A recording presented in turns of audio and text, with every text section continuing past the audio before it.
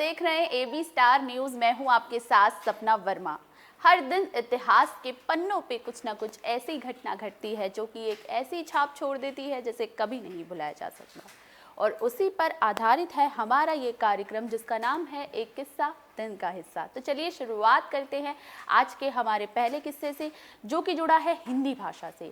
हिंदी को राजभाषा दिलाने का उस वक्त जब आज़ाद भारत के सामने कई चुनौतियां थी, उस वक्त हिंदी को राजभाषा दिलाने का श्रेय बहुत सी शख्सियत को जाता है, और उन्हीं एक शख्सियत में से एक थी अमरनाथ झा। तो चलिए जानते हैं कि आज का दिन इनके लिए क्यों ज़रूरी है और आखिर क्या इनका इतिहास रहा है। चलिए एक नज़र डालते हैं। आइए जानते हैं आज क्या है खास।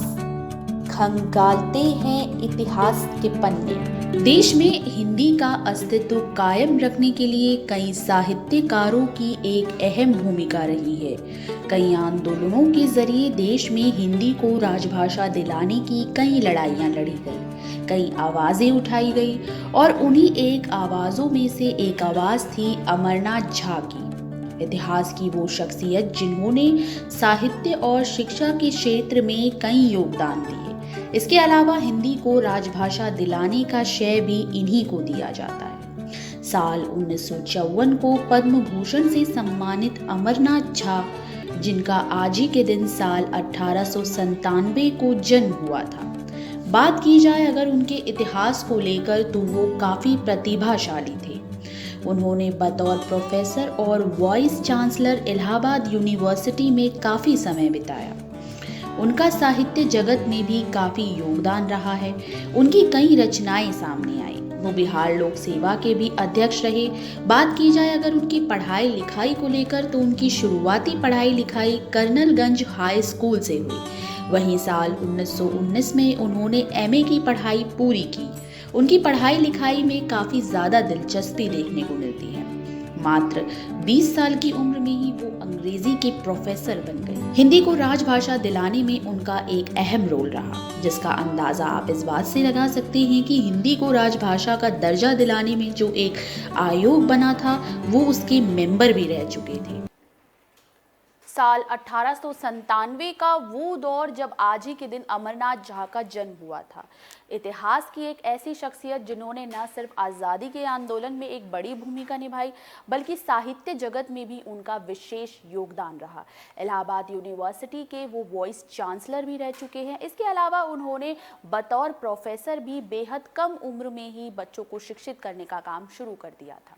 बढ़ते हैं हमारे अगले किस्से की तरफ। हमारा अगला किस्सा जुड़ा है क्रिकेट प्रेमियों से। अगर आप क्रिकेट के दीवाने हैं तो आज का किस्सा आपसे ही जुड़ा है। तो चलिए नज़र डालते हैं उस किस्से पर, उस इतिहास पर कि आखिर आज के दिन क्रिकेट के लिए क्यों, क्रिकेट जगत के लिए आज का दिन खास है। चलिए नज़र डालते हैं इस पर। अगर आप क्रिकेट के शौकीन हैं तो आज का किस्सा क्रिकेट इतिहास की एक ऐसी ही महान शख्सियत से जुड़ा है जिसने कई रिकॉर्ड बनाए, और उन्हीं में से एक था डॉन ब्रैडमैन। इतिहास की वो शख्सियत जिनका आज ही के दिन साल 2001 को निमोनिया से निधन हुआ था। वो ऑस्ट्रेलिया के कई बेहतरीन बल्लेबाजों में से एक थे। उन जैसा बेहतरीन बल्लेबाज इतिहास में शायद ही कोई दूसरा हो सकता है। बल्लेबाजी की दुनिया में उनका प्रदर्शन हमेशा बेहतरीन रहा है।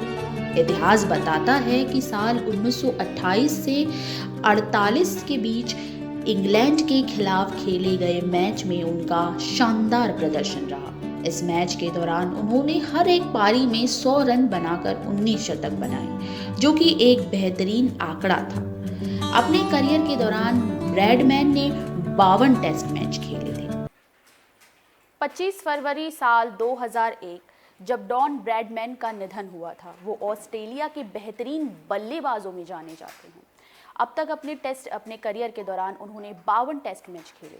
बढ़ते हैं हमारे अगले किस्से की तरफ। हमारा अगला किस्सा जुड़ा है केरल के उस समाज सुधारक से जिन्होंने अस्पृश्यता और छुआछूत जैसे कई बड़े मुद्दों पर आवाज़ उठाई। चलिए नज़र डालते हैं कौन थी वो शख्सियत और क्या रहा उनका इतिहास। आज़ादी की लड़ाई हो या उस वक्त के दौर में समाज में चल रही कई सारी कुप्रथाएं हो, उन सब का खात्मा करने को लेकर समाज में कई आंदोलनकारियों की एक अहम भूमिका देखने को मिली है। इतिहास की वो शख्सियत जिन्हें साल 1966 को पद्म भूषण से सम्मानित किया गया। इतना ही नहीं बल्कि उस वक्त भारत के राष्ट्रपति की ओर से उन्हें भारत केसरी तक की उपाधि दी गई। उन्होंने आज़ादी की लड़ाई में अपना काफी सहयोग दिया और इस दौरान उन्हें जेल यात्रा तक का भी सामना करना पड़ा, लेकिन बावजूद उसके उनके हौसले कभी पस्त नहीं हुए। वो लड़ते गए। वो स्वतंत्रता सेनानी थे मन्नथु पद्मनाभन, जिनका आज ही के दिन साल 1950 को निधन हुआ था। उन्होंने स्वतंत्रता सेनानी होने के साथ साथ अस्पृश्यता और छुआछूत के खिलाफ कई लंबी लड़ाइयां लड़ी। उन्होंने केरल में बतौर समाज सुधारक कई दलितों के साथ हो रहे भेदभाव को लेकर आवाजें बुलंद की। साल 1914 में उन्होंने नायर सर्विस सोसाइटी की स्थापना की। मंदिरों में दलितों के प्रवेश को लेकर उन्होंने कई बड़ी लड़ाइयां भी लड़ी।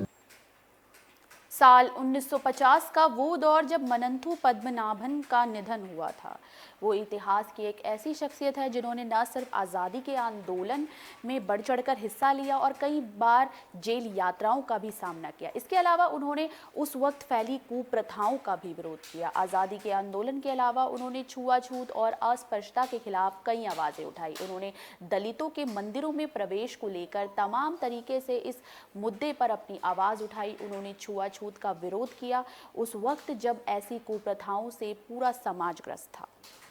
वक्त हो चला है अब आपसे विदा लेने का। हम फिर मिलेंगे किसी नए किस्से के साथ। तब तक के लिए देखते रहिए एक किस्सा दिन का हिस्सा। शुक्रिया।